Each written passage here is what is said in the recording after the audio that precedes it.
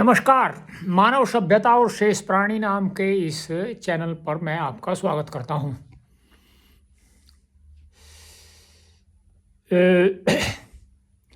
जब से मैं यहाँ इस स्थान पर आया हूं अपना जीवन को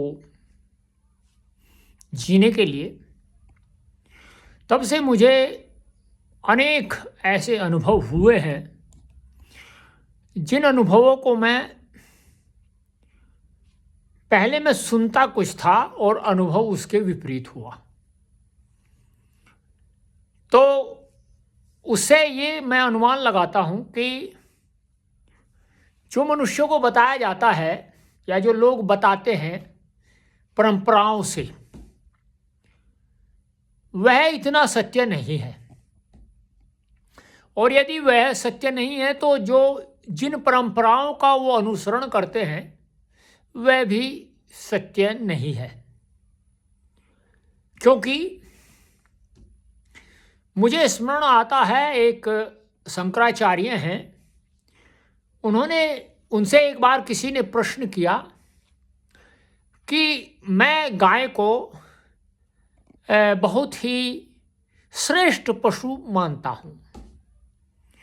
तो शंकराचार्य जी ने जो है उनको बीच में रोका और बीच में रोक करके कहा, श्रीमान जी ठहरिए, हम गाय को पशु नहीं मानते हैं, हम गाय को माता मानते हैं।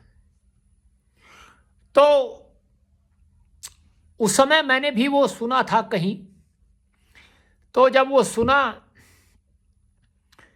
मेरे मन में ये धारणा तो थी कि ये श्रेष्ठ पशु है। मैंने महाभारत में, वेदों में इस प्रकार के बहुत सारे प्रकरण जो है वो महाभारत में पढ़े हैं, रामायण में भी पढ़े हैं और अन्य शास्त्रों में भी उनका अध्ययन किया है।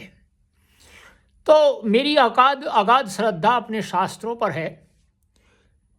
किंतु मैंने बहुत कुछ प्रत्यक्ष भी किया था। प्रत्यक्ष का अभिप्राय है गाय है और गाय किस प्रकार से वो क्रिया करती है ये भी मैंने जो है, और गाय किस प्रकार से जहाँ वो उसका पालन पोषण होता है वो उसके लिए कितना प्रयत्न करती है ये भी मैंने अनुभव किया था। किंतु अभी देखिए शीतकाल है और शीतकाल में जो बाह्य वातावरण है वो अत्यंत ही जो है ठंडा है, बहुत ठंडा है। और पशु जो हैं, चाहे इसमें कुत्ता हो और अन्य पक्षी हो, वे जो है उसके लिए प्रयत्नशील रहते हैं किसी भी प्रकार से इस ठंड से बचा जाए। जैसे रात्रि में मैं जो है आ रहा था, तो रात्रि के लगभग 8 बजे एक मैंने पक्षी देखा और वह पक्षी क्या कर रहा था, वह पक्षी अपने को ठंड से बचाने के लिए तो जो रास्ते पर जो ये गन्ना है या ईख जिसको बोलते हैं, वैसे ईख ही होता, ईक्षु होता है उसका हिंदी में, उसकी पत्तियां इकट्ठी करता था और अपने वहाँ जो है घोंसले में ले जा करके रख देता था। ये तो पक्षियों के विषय में मेरा जो है वो हुआ अनुभव। उसके पश्चात जो है मैं आपको यहाँ आता हूँ जहाँ मैं रहता हूँ। मेरे पास में 4 गौवंश है। गौवंश का 3 गौ माता है, एक नंदी महाराज है, उनका नाम भोला है। तो उनमें गाय हैं, वो वैसे तो जो है लोगों को ऐसा प्रतीत होता है कि वह गाय जो है थोड़ी हिंसक है, किंतु मैं कभी ऐसा नहीं माना। उत्पाती अवश्य है, हिंसक नहीं है। उत्पात का अभिप्राय ये है कि वह अपनी शक्ति के कारण उत्पात तो बहुत करती है, किंतु मैं उसको बहुत ही बुद्धिमान समझता हूँ। मैं बहुत बुद्धिमान मानता भी हूँ। तो ऐसी स्थिति में मैं आपको अभी का कुछ ऐसा आधा घंटा पहले का कुछ अनुभव बताता हूँ। मैं रात्रि में उनको जो है वहाँ बंद कर देता हूँ। अच्छी प्रकार से खिला पिला करके वो वहाँ रात्रि भर बैठी रहती है।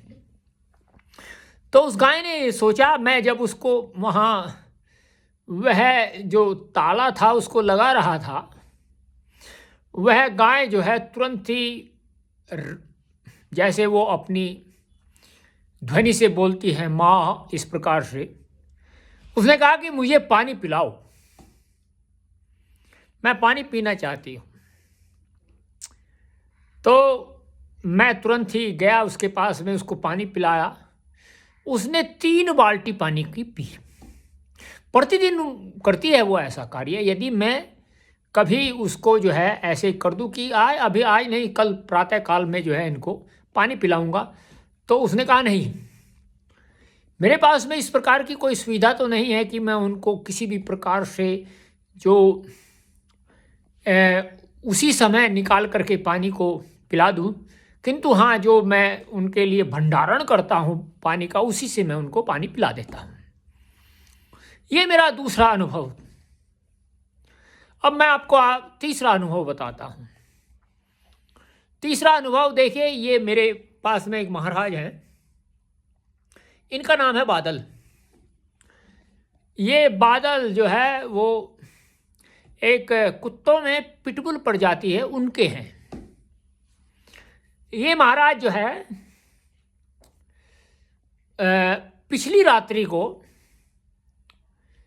इन्होंने जो है पता नहीं क्या तो किया, ये इन्होंने अपना जो जहाँ इसे बंधता है, इसको पट्टा बोलते हैं, उसमें से निकला और निकल करके यहाँ मैं आता हूँ, यहाँ सोता हूँ, तो ये जो है चुपचाप आए, बड़े शांत स्वभाव में, और आकर के रात्रि में मेरे पास में सो गए।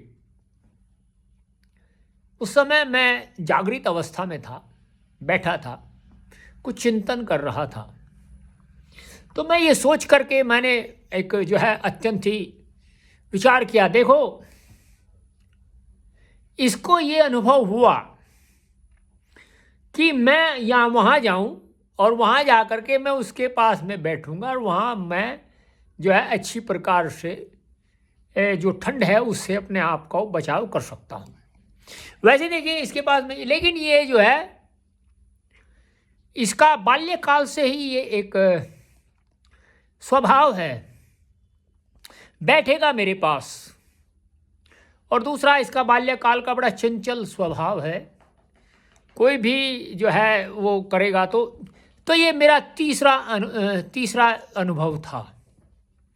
अब आपको मैं अपना चतुर्थ अनुभव बताता हूँ। बाहर